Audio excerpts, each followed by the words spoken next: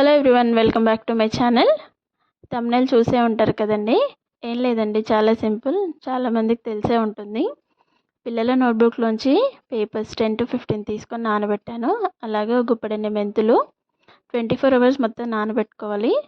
ఇప్పుడు అవి మిక్సీలో వేసుకొని మెత్తగా పేస్ట్ చేసుకోవాలండి. పేపర్స్, మెంతులు, అలాగే పసుపు, వాటర్ వేస్తూ మెత్తగా పేస్ట్ లాగా చేసుకోవాలి.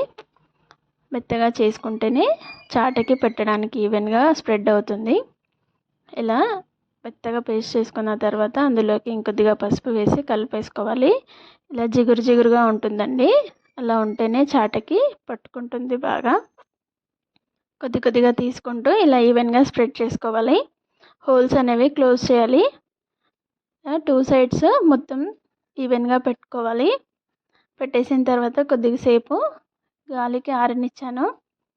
ఇలా ఆరిన తర్వాత ఇలా అవుతుంది. ఇప్పుడు ఇంకో కోటింగ్ పెట్టాము. 2 times అయితే పెట్టుకున్నాము. కొత్త చాటలాగా అయిపోయింది. మీకు కూడా నచ్చితే ట్రై చేయండి. అలాగే నా వీడియో కనుక నచ్చితే ప్లీజ్ లైక్ చేయండి, షేర్ చేయండి, సబ్స్క్రైబ్ చేసుకోండి. సబ్స్క్రైబ్ చేసుకున్న వాళ్ళందరికీ థ్యాంక్ యూ సో మచ్ అండి.